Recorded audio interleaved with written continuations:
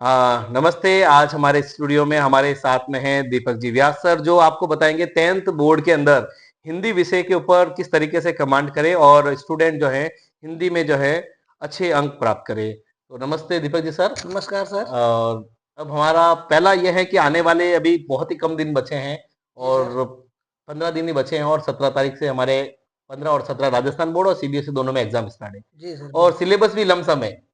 तो अब आप एक बोर्ड के स्टूडेंट को हिंदी विषय से रिलेटेड, क्योंकि आपको पता है कि हिंदी विषय को शायद वो सबसे पीछे मानेंगे कि भाई जब जरूरत होगी तभी पढ़ेंगे, अदर मेजर सब्जेक्ट पे फोकस कर रहे होंगे, तो उस दौरान इस में से आपको किस तरीके से हिंदी को उनके तरफ रुचि जगाए या उनको पढ़ने के लिए प्रेरित करे, या क्या आपका विचार रहेगा बोर्ड के लिए विद्यार्थी? मैं सर्वप्रथम तो ये कहना चाहता हूँ कि जैसे हिंदी विषय है, ये क्या आमतौर पर 4 या 5 भागों में इसका पेपर बँटा हुआ आता है। जी जी। तो जो पहला भाग होता है उसमें क्या है, अपठित गद्यांश और अपठित पद्यांश आते हैं। तो उसमें आप क्या है कि जितनी हो उतनी ज़्यादा आप टेक्स्ट बुक या पासबुक से उसकी पुराने पेपर से आप उसकी प्रैक्टिस कर सकते हैं। बिल्कुल बिल्कुल। अधिकांशतः क्या है, जो पुराने पेपर होते हैं उन्हीं के जो अपठित गद्यांश और पद्यांश है वही बार-बार रिपीट होकर के आते रहते हैं।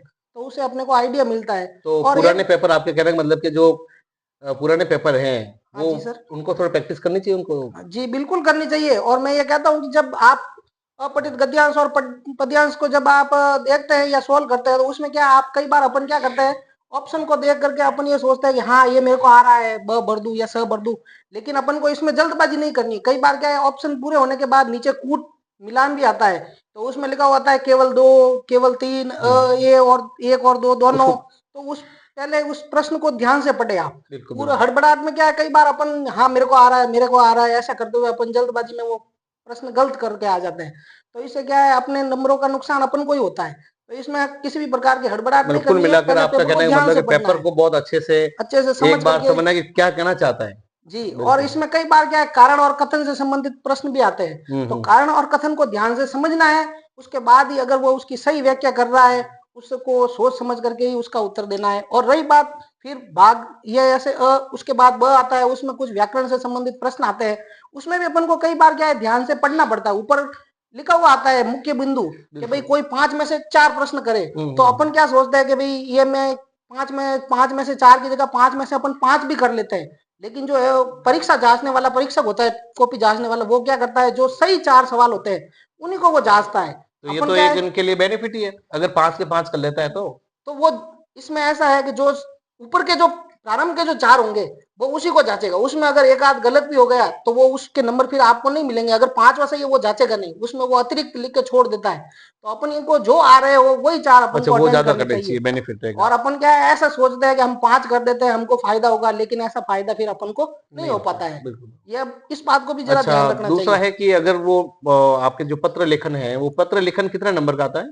पत्र लेखन 5 नंबर का आता है, लमसम 5 नंबर का पत्र लेखन आता है। और उसके बाद साथ में अथवा में अनुच्छेद लेखन भी आता है। हम्म। और पत्र के साथ 2 प्रकार के पत्र आते हैं। एक हम्म। होता है राजकीय पत्र जैसे, और एक सामान्य पत्र।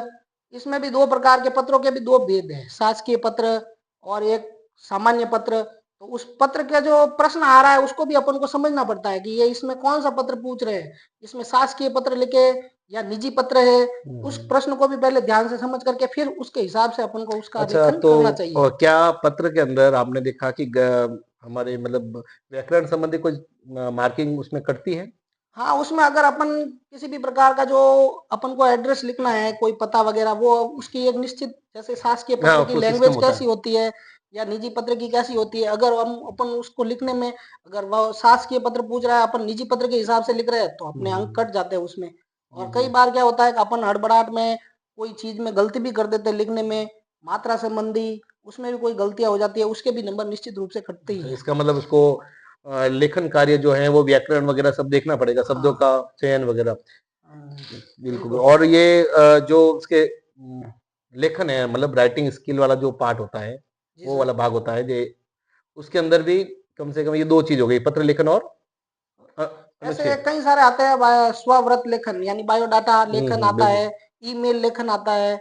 इसके अलावा आप अगर देखें तो इसमें संदेश लेखन भी आता है, गणतंत्र दिवस के उपलक्ष्य में देशवासियों को संदेश लिखिए, बधाई तो पत्र कुल लिखिए। मिलाकर स्टूडेंट कुछ 80 में हाँ, 80 में से अधिकांश जो इसमें नंबरों का जो पार्ट होता है वो व्याकरण संबंधी ज्यादा होता है, और अपन को अगर व्याकरण में अगर अपनी अच्छी है तो उसमें अपन अधिक से अधिक अंक ला ला सकते हैं, सकते बटोर हैं। सकते हैं। और इसमें अपन को व्याकरण से संबंधित ज्यादा ध्यान देने की जरूरत, क्योंकि जो नॉर्मल पाठ्य पुस्तक के जो प्रश्न आते हैं वो तो सभी बच्चे पढ़ते ही वो है, सभी करते और हैं। वो सभी अपने हिसाब से उसके उत्तर लिखते ही है और उसमें अंक ज्यादा से ज्यादा प्राप्त करने की कोशिश करते हैं। लेकिन जो बच्चों के नंबर कटते हैं वो अधिकांशतः अलंकार से संबंधित प्रश्न है या पद परिचय से संबंधित प्रश्न है, उसमें बिल्कुल, वो बिल्कुल, बहुत हड़बड़ाहट में अच्छी गलतियां जानकारी कर है। देते हैं।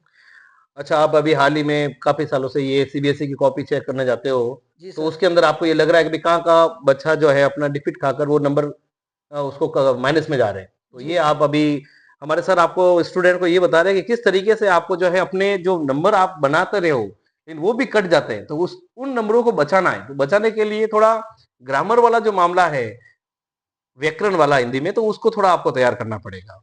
जी सर, थैंक यू, बिल्कुल। बिल्कुल सर। थैंक यू बहुत-बहुत सर। धन्यवाद सर। धन्यवाद शुभकामनाएँ सर। सभी